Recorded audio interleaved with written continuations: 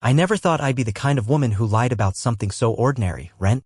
But here I am, 29 years old, sitting on the edge of a futon that sags in the middle, wondering how I got here, how I went from sharing a king-sized bed with someone I love to barely being able to afford my own sheets. My name is Claire. I used to be a romantic, the kind that believed love would take care of everything. I used to think that once you found your person, you could just exhale. You know, let your shoulders drop, rest your forehead against theirs in the kitchen light and trust that even when life got ugly, the love would still feel soft. For a while, it did. Evan and I had that thing, the easy thing. We'd make dinner in our tiny apartment, share a glass of wine on the fire escape, and he'd press his hand into the small of my back like he couldn't believe I was real. Even in silence, he made me feel wanted. But love, it doesn't just disappear overnight. It thins. It drips out slow and silent like a faucet you forget to tighten. One day you look up and wonder why the floor is wet, and it takes months to trace the leak back to the first drop. It started small. A kiss where his lips didn't move. A hug that lasted a little too long, not from love but from reluctance to let go. He'd slide into bed beside me, reach for me, and I'd flinch, not from fear but fatigue. I used to crave that touch. Now it felt like a habit, like brushing teeth or setting an alarm. Intimate in theory, but numb in practice. I remember one night in particular, maybe 4-5 months ago. We were watching a movie. My legs were curled in his lap and he was absent-mindedly rubbing circles into my ankle. It should have felt tender, grounding. But instead, I felt like I was being held in place. I looked at him and he wasn't really watching the screen. He wasn't watching me either. He was just there. Like furniture. I whispered his name. He blinked. Yeah? I wanted to say, do you still see me? Instead, I asked if he liked the movie. We didn't talk that night. We didn't argue. But something cracked. After that, I found myself doing things alone more often, going to the grocery store, reading in cafes, walking through parks just to feel wind on my skin. I started noticing how quiet the apartment was even when the TV was on. How we talked more about bills than dreams. How he kissed me on the cheek like a brother. How I started fantasizing more about space than closeness. Then came the late rent. Evan said he'd handle it. Said not to stress, that he had it under control. But he didn't. And when I found the notice folded beneath his coat on the hallway table, I didn't scream. I didn't even cry. I just folded it back up, placed it in my purse, and decided I'd take care of it myself. For once. That was the day I met Margot, my landlady. And that was the moment I realized, whatever Evan and I had, it wasn't mine anymore. And maybe it never really was. Evan's a paramedic. He sees broken bodies and busted hearts every day. And he's gotten good at stitching people back together with tape, gauze, adrenaline. Maybe that's why he started treating our relationship like a triage room. A crisis to manage, not a connection to nurture. He'd come home after 12-hour shifts, sweaty and sore. His uniform smelling like antiseptic and burnt rubber. The first thing he'd do? Wrap his arms around me like he was anchoring himself to land. And I'd just stand there, stiff, waiting for something more than muscle memory. Hey, baby, he'd say into my neck. Missed you. His hands would wander too fast, too soon. He'd think a kiss fixed silence. That pulling me into bed could pull me out of my head. But it couldn't. And I didn't know how to tell him that. One night, I made spaghetti, his favorite. Garlic bread, wine, candles. I even wore the old faded t-shirt of his I used to sleep in when we first moved in together. Back when everything felt skin close and effortless. He walked in late, tired. Said thanks, pecked my cheek, and collapsed on the couch. I brought him a plate and sat next to him, legs crossed, careful not to lean too close. I thought we could eat at the table, I offered gently. He chewed without looking up. Babe, I've been on my feet all day. I nodded. Of course.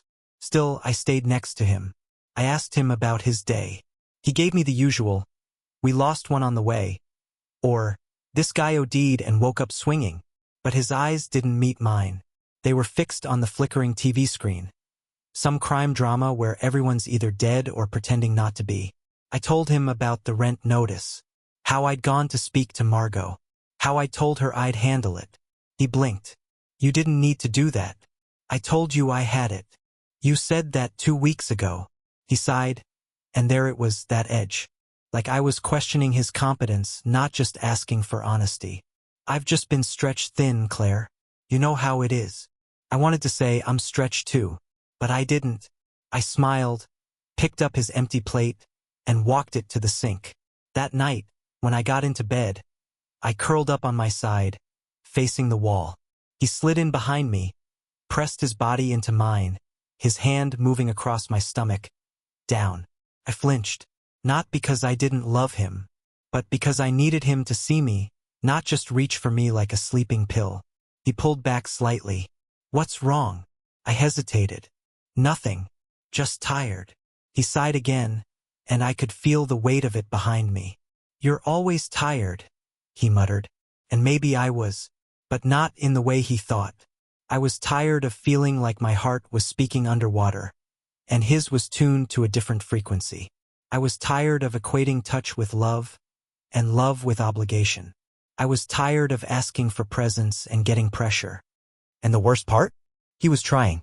In his way. He just didn't know mine. And I didn't know how to teach him without breaking something else in the process. He tried, I'll give him that. Evan wasn't cruel or careless. He just didn't understand that love isn't always skin. That sometimes it's silence being held gently. A sentence finished. A dish washed without asking. We were in the kitchen again. Saturday morning. I'd been up early, journaling on the balcony with a lukewarm coffee, trying to piece my thoughts together before the weight of another day settled in. He came in behind me, shirtless, sleep-drunk, and warm with morning breath. He wrapped his arms around my waist as I stood at the sink rinsing strawberries. His palms slid under my shirt, not in a rough way, but in that familiar rhythm, rub, press, squeeze. His lips found my shoulder. Smells good, he mumbled against my skin.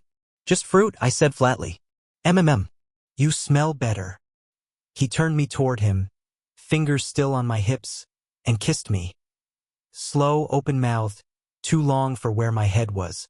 I kissed back out of reflex, but in my mind I was already somewhere else. My grocery list, the unpaid phone bill, the way Margot had looked at me yesterday when I brought her half the rent in cash and half in apology. Her hand had lingered too long over mine, her voice too even, but at least she'd looked at me. Evan deepened the kiss, his hands moving lower, more insistent now. I stiffened, hoping he'd notice. He didn't. Instead, he grinned against my mouth. You're quiet this morning. Want me to wake you up properly? I laughed. Not because it was funny, but because it was easier than saying no. Or I don't know how to let you in anymore. Or please stop making me feel like a door that only opens one way. I'm not in the mood, I said, gently stepping back. He frowned. You okay? Yeah, I don't know. My head's not there. It's been a while, he said, scratching the back of his neck. I miss you. I wanted to scream, I'm right here. But all I did was nod. Later, we went grocery shopping together. Or at least, we stood beside each other while we stared at cans. He tried to hold my hand in the checkout line.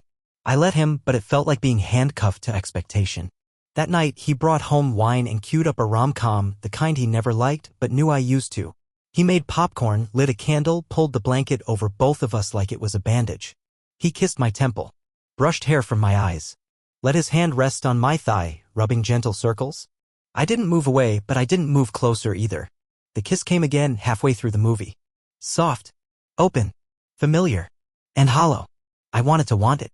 I wanted to want him. But all I could think about was how many times we'd done this. How much of our love felt like a rerun now. Recycled gestures. The same choreography. He slid his hand up my leg, and something in me flinched. Not my body, my heart. I pulled away gently like I was rearranging myself to get comfortable. He watched me, wounded. I'm sorry, I whispered. His brow furrowed. I miss how we used to be. I opened my mouth, closed it again. Because what was I supposed to say? So do I, but I don't know how to get back there?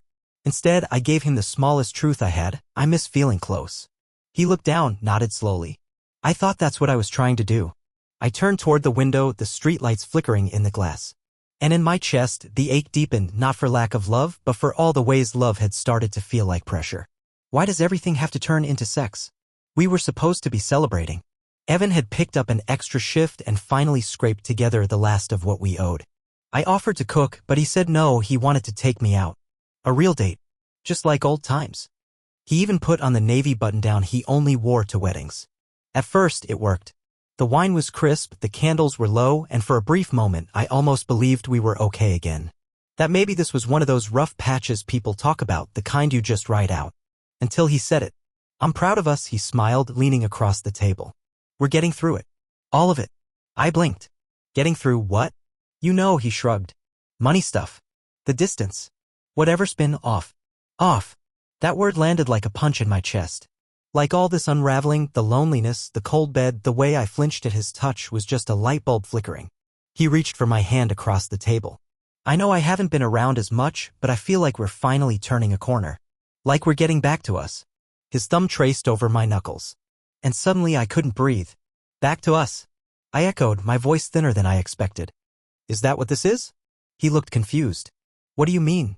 This, I said, pulling my hand away. You think dinner and rent make everything okay again? His brows drew together. Claire, no, seriously. My voice was trembling now. You think a bottle of wine and a kiss and suddenly we're fine?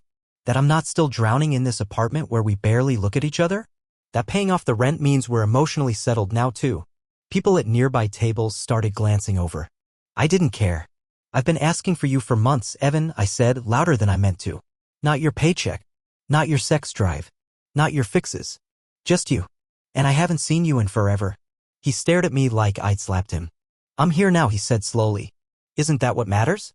No, I whispered. Not when you're only here because the crisis is over. Silence. Heavy and sharp. Finally, he sat back in his chair, hands dropping into his lap. His mouth opened, then shut. Then opened again. I don't know what you want anymore. And just like that, my tears came. Hot and fast. Ugly. I stood up, knocking my chair slightly, and mumbled something I don't even remember what. Maybe I need air. Maybe I'm sorry. I just remember the way his face tightened as I walked past him.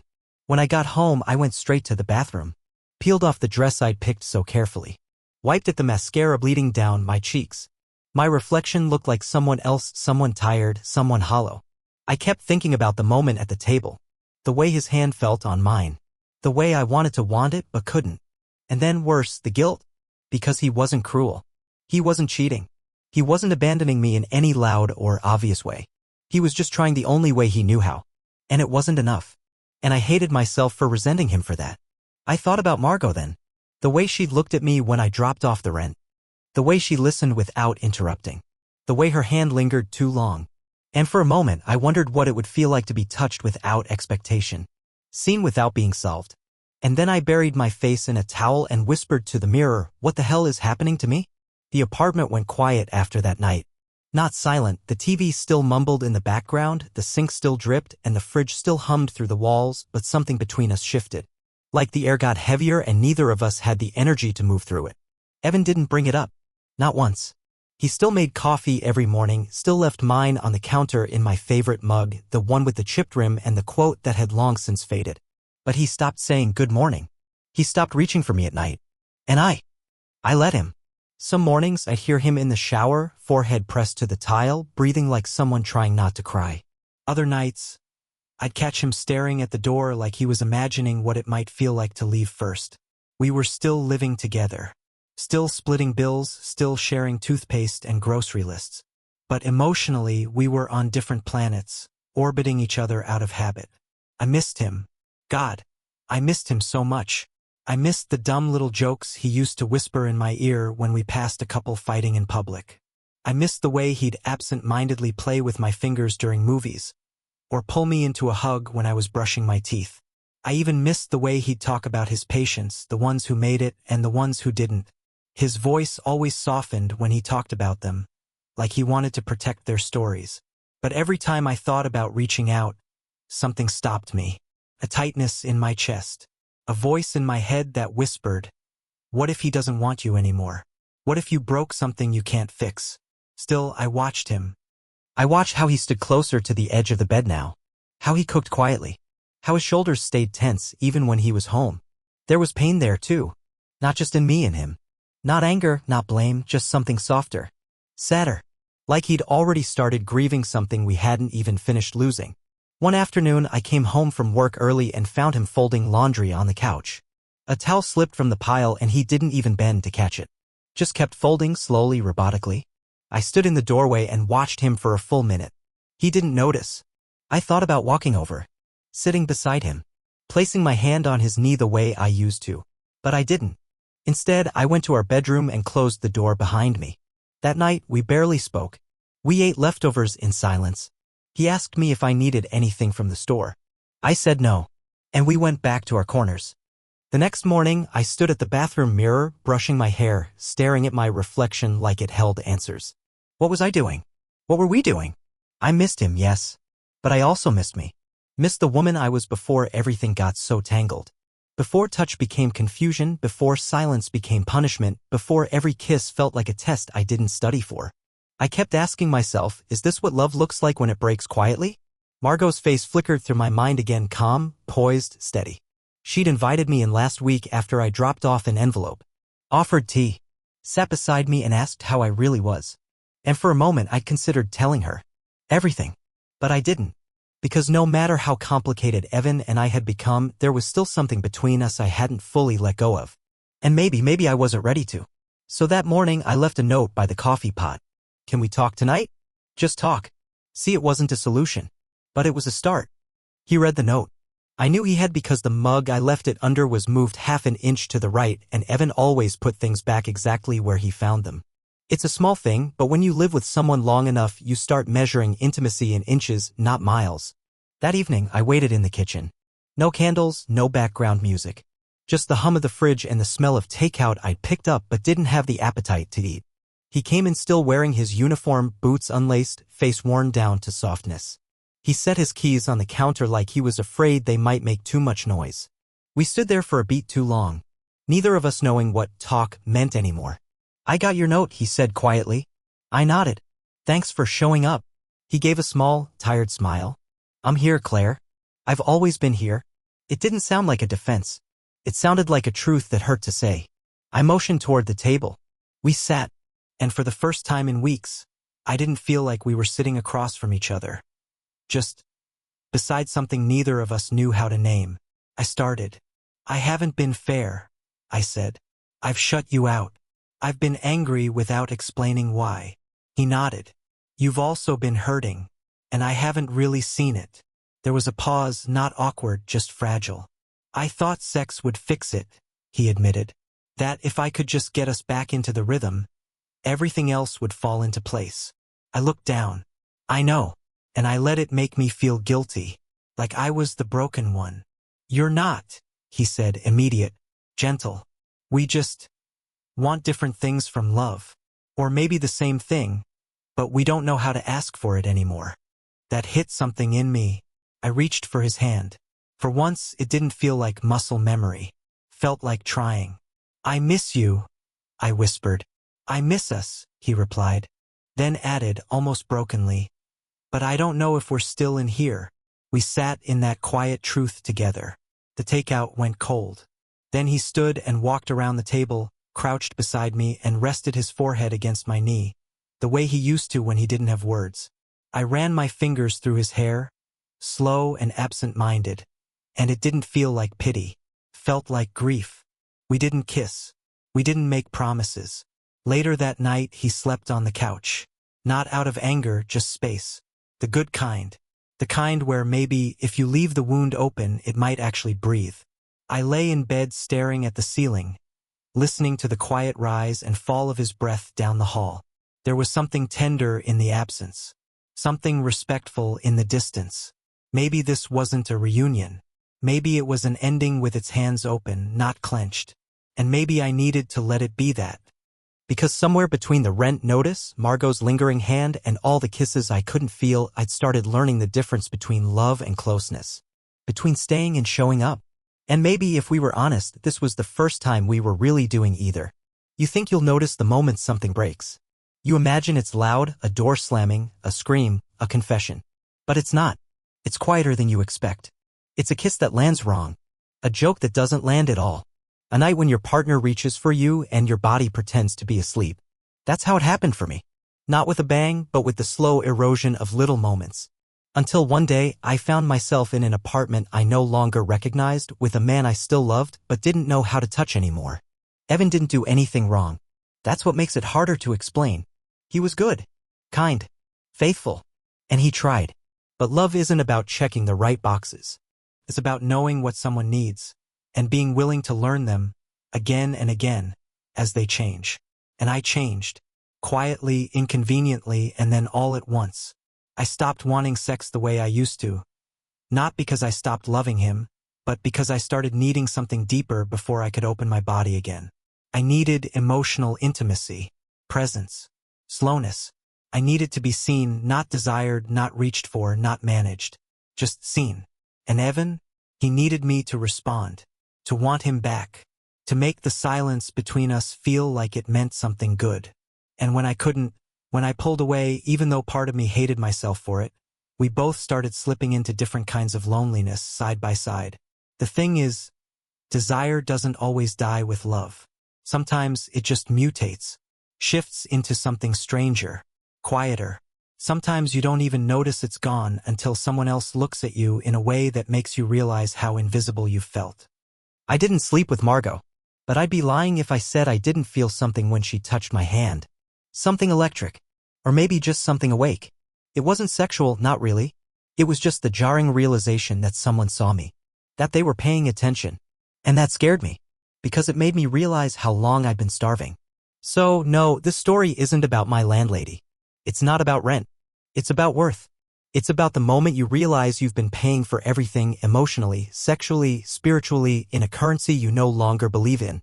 Evan and I didn't fall apart because we stopped loving each other. We fell apart because we loved each other in ways the other person couldn't feel. That's the tragedy no one talks about. We want relationships to end with betrayal, with cruelty, because then we know who to blame. But when it ends with silence and softness, with effort that just keeps missing the mark, it leaves you haunted. So, where does that leave me? Alone for now. And not in a tragic way. In a clean, honest way. I'm rebuilding the parts of myself I neglected. I'm learning to want touch again, but only when it feels safe. I'm trying to figure out how to listen to my body without guilt. How to say this hurts before it hardens into distance. Evan moved out last week. We hugged in the kitchen, a long, wordless hug that said everything we couldn't. I cried into his shirt. He kissed my forehead and left quietly. It wasn't closure, but it was enough. If there's one thing I've learned, it's this: intimacy isn't how someone touches your skin. It's how they hold your truth. And sometimes, the bravest thing you can do is admit when love is no longer home. Tools 6.